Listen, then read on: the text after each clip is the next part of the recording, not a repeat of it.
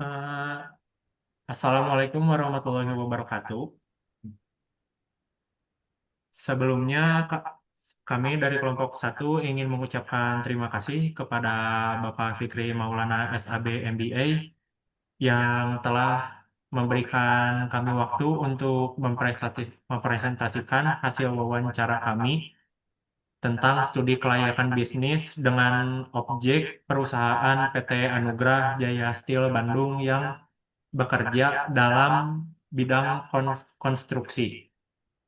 Sebelumnya kami juga ingin meminta maaf dikarenakan keterbatasan waktu dan jarak, kami berpresentasi melalui aplikasi Zoom. Untuk yang pertama itu perkenalan dari anggota kelompok, ada saya sendiri Fauzi Robi Gunadi dengan NPM 009.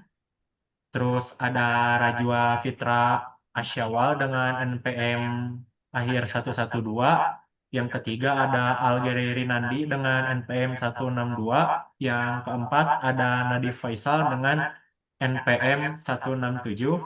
Lalu ada Farhan Ahmad Samsudin dengan NPM 160. Yang pertama itu ada profil perusahaan.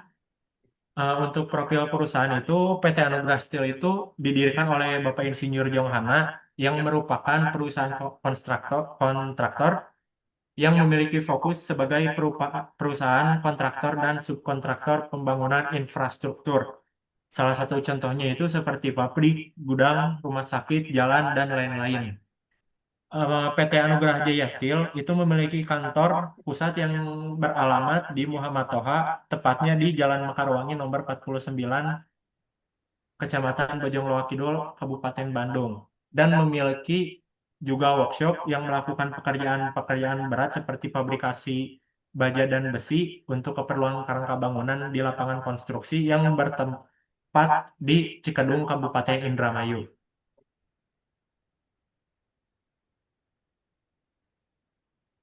Selanjutnya Untuk dari selanjutnya bisa dijelaskan lebih lanjut oleh Muhammad Rajwa. Kepada Muhammad Rajwa dipersilakan. ya terima kasih Fauzi. Untuk sekarang saya akan menjelaskan bisnis model kanvas.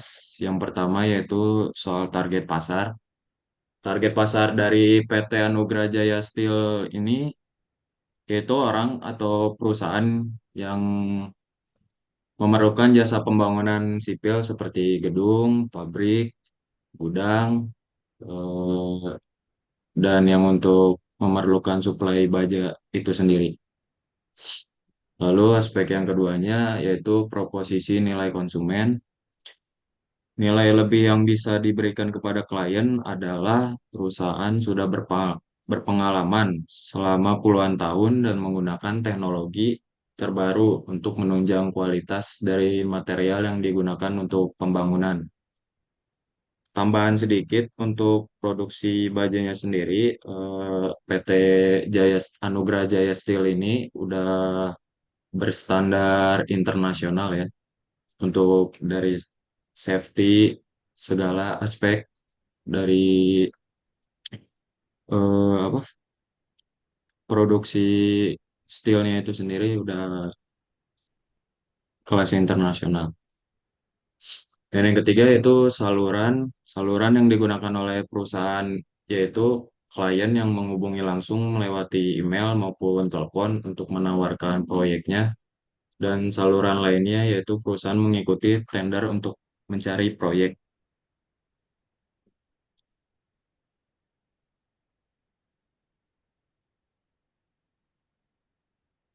Yang selanjutnya yaitu hubungan dengan konsumen. Hubungan yang digunakan oleh perusahaan eh, ini tuh yaitu personal assistant, di mana perwakilan perusahaan tuh langsung berinteraksi dengan klien dan memberikan penjelasan yang mendalam oleh tim ahlinya terkait dengan proyek yang akan diberikan kepada klien perusahaan.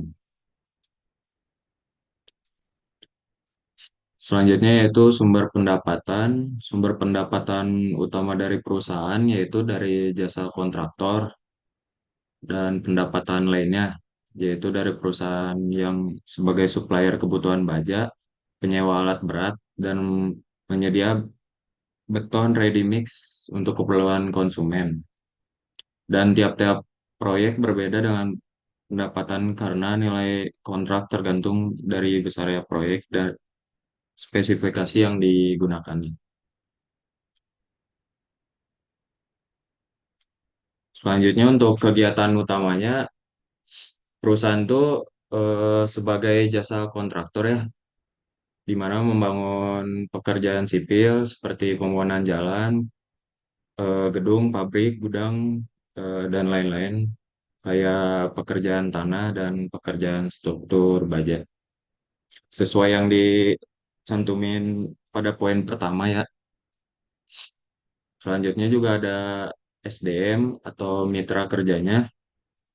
Key of resource-nya yang dimiliki perusahaan yaitu meliputi SDM yang terampil di bidangnya dan didukung dengan peralatan yang sangat mumpuni untuk menjaga kualitas dari proyek yang dijalankan serta vendor-vendor yang membantu yang sudah menjamin kualitas dalam membantu memenuhi kebutuhan dari perusahaan dan yang utama itu didorong oleh portofolio perusahaan yang baik ketika melakukan pekerjaan sebelumnya.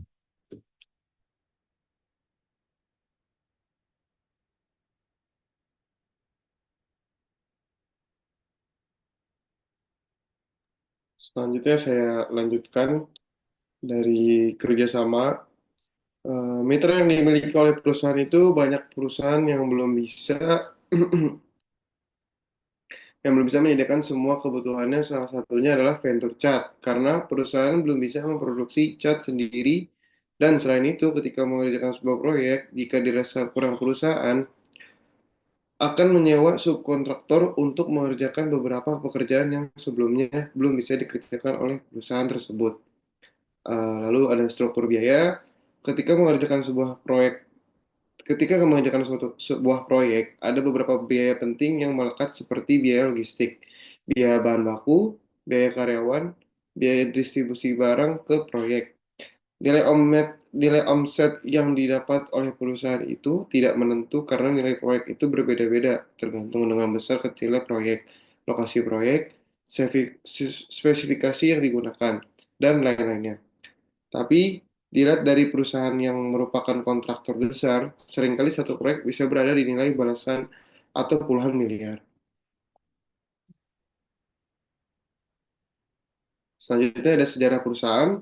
PT Anugrah Jaya Steel berdiri pada tahun 1998 di Bandung yang berdiri sebagai jawaban atas kebutuhan untuk pembangunan infrastruktur yang pada awalnya bernama CV Limitra Jaya. Sejak didirikan, perusahaan sudah mengalami perkembangan yang sangat pesat, terutama pada segi kualitas karena dahulu yang segalanya manual, sekarang sudah dikerjakan oleh mesin karena tuntutan zaman, dan untuk menjaga kualitas bahan baku. Sejak berdiri, PT Nugra Jaya Steel sudah banyak terlibat dalam proyek-proyek besar, di antaranya adalah pabrik PT Kaldu Sarina Bati Indonesia yang terletak di Rancaikek dan Majalengka, kantor dan gudang PT Eiger Multi Produk Industri yang berada di Ketapang, Bandung, dan Kalijati, Subang. Ekowisata Eiger Adventureland, dan yang terbaru adalah pabrik dari PT King Kong, serta masih banyak lagi proyek-proyek lainnya yang tidak bisa disebutkan. Lalu ada visi dan misi PT Anugrah Jaya Steel. Visinya eh, menjadi perusahaan konstruksi yang unggul, terkemuka, dan inovatif. Lalu ada misinya yaitu memberikan pelayanan jasa yang terbaik secara profesional, sistematis, dan inovatif. Lalu meningkatkan mutu dan kualitas sumber daya manusia. Lalu ada meningkatkan keselamatan, kesehatan kerja, dan kesejahteraan karyawan.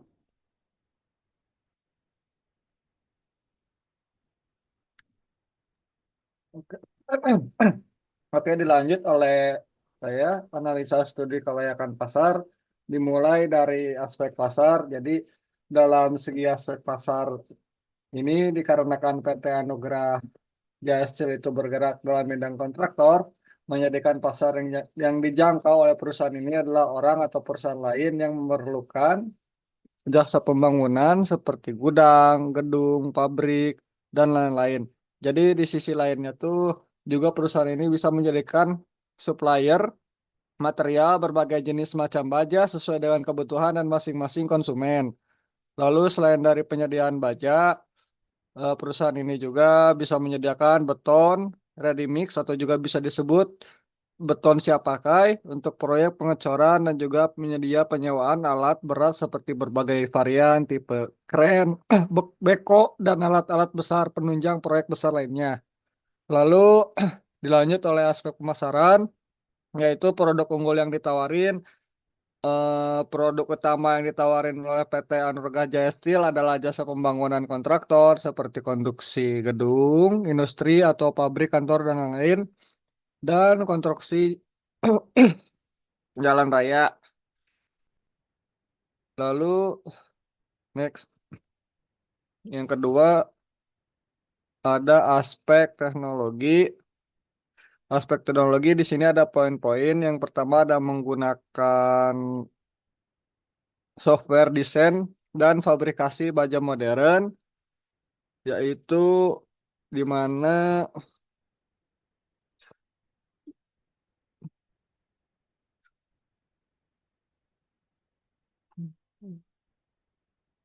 jadi PT Jaya ini menunjang kualitas dan kecepatan produksi serta efisien dalam operasional karena membutuhkan orang sebagai operator saja yang di mana alat tersebut langsung diimpor dari Cina yang di mana menggunakan alat ini fabrikasi baja bisa lebih cepat 4 atau sampai 5 kali lipat dari sebelumnya.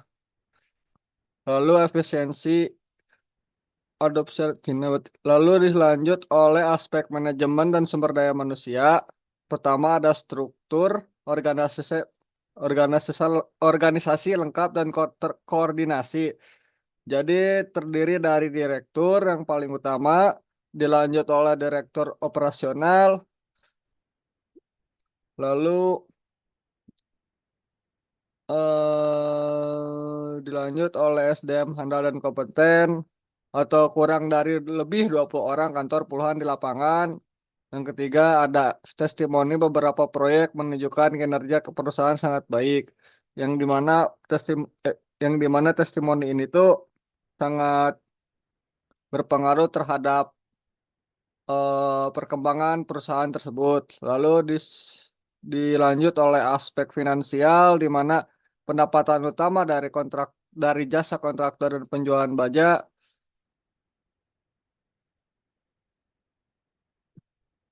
dan baja berupa modal yang dibutuhkan, informasi yang mengenal modal awal yang dibutuhkan. Setiap proyek ini mungkin berbeda dan menyesuaikan dengan kebutuhan masing-masing klien dan karena itu besarnya tidak bisa ditentukan. Yang kedua ada struktur biaya bahan baku, operasional, dan administrasi proyek, yaitu di mana ada beberapa yang bisa dijelaskan di sini. Ada revenue stream, yaitu sumber pendapatan utama dari jasa PTSD berasal dari jasa konstruksi sipil yang didapat dari kontrak proyek dan didukung dari penjualan material baja. Yang B yaitu konstruk struktur, yaitu struktur biaya kemungkinan besar meliputi biaya pokok penjualan, biaya operasional, biaya administratif. Yang ketiga tidak tersedia data detail modal atau proyeksi laba. Yang keempat ada aspek eksternal, ekonomi, politik, dan sosial. Risiko ekonomi, inflasi, harga bahan baku naik. Yang kedua ada sosial, tenaga kerja lokal, isu miliar. Yang ketiga ada politik, regulasi, dan tanda bisa berubah tergantung pemerintah. Bisa dijelaskan, jadi isu ekonomi ini bisa mempengaruhi dalam kegiatan PT Anugrah Jaya Steel sehari itu tidak banyak seperti inflasi dan kenaikan harga dan bahan baku saja, bahan baku seperti baja, semen, dan lain-lain, yang dapat meningkatkan biaya operasional dan logistik dari perusahaan. Yang sosialnya isunya tuh yang bisa dihadapi oleh perusahaan ke depannya seperti ketersediaan dan kualitas dari pekerja karena seringkali di Indonesia ini ingin memiliki pendapatan yang besar, tetapi kualitas dari pekerja itu sendiri tidak dapat kemajuan dan yang bisa membuat perusahaan susah untuk maju. Yang di fase politiknya tuh kondisi politik di Indonesia yang berubah tergantung pemimpin itu bisa menyebabkan terhambatnya operasional perusahaan, baik itu dari segi pajak, strategis pemerintah, relokasi pembangunan, dan salah satunya pernah terhambat pemerintah pada proyek Eiger Adventureland karena adanya suatu masalah. Lanjut. Lanjut, di sini ada aspek legal dan AMDAL. Legalitas dari PT Anugrah Jaya Steel yaitu memiliki SIUP, NPWP, dan juga tunduk pada SNI dan ketenaga kerjaan dan terdaftar resmi juga di Gapensi yaitu sebuah asosiasi yang terdapat di Indonesia. AMDALnya mengenai AMDAL untuk perusahaan kontraktor itu ditanggung oleh pemilik proyek dan perusahaan hanya sebagai pelaksana lapangan, tetapi perusahaan juga menganalisis terkait AMDAL di lingkungan dekat pabrik.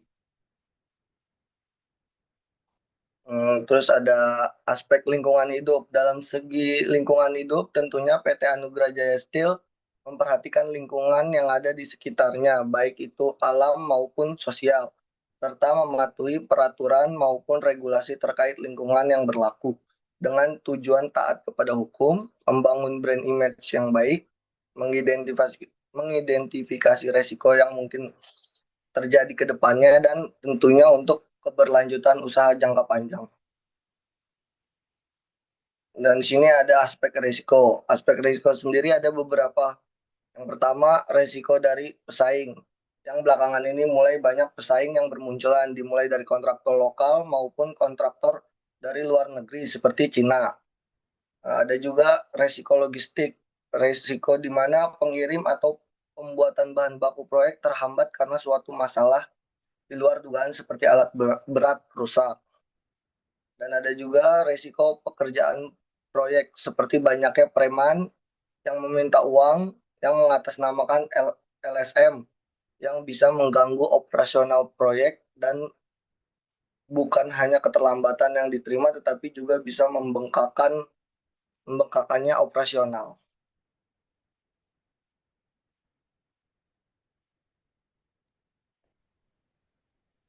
Lalu di sini ada beberapa dokumentasi. Yang foto pertama paling kiri itu adalah dokumentasi kami selaku tim kelompok satu bersama perwakilan dari PT Anugrah Jaya Steel yaitu Bapak Wawan yang memegang jabatan sebagai project manager dan juga manager engineer.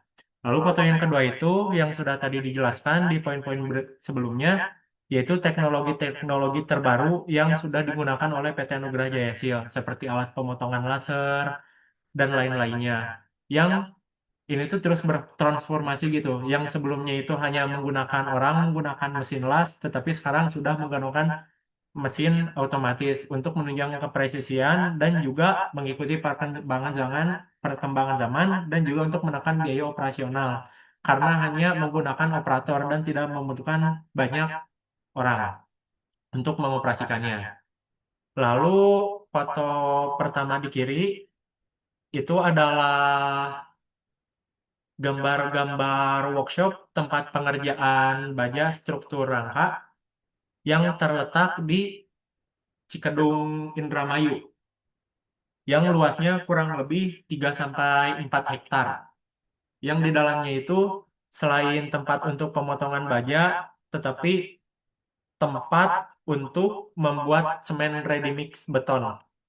Terus yang di kanan itu denah pet workshop dari PT Anugrah Jaya Steel. Dan yang tidak bisa ditampilkan dari dokumentasi itu yaitu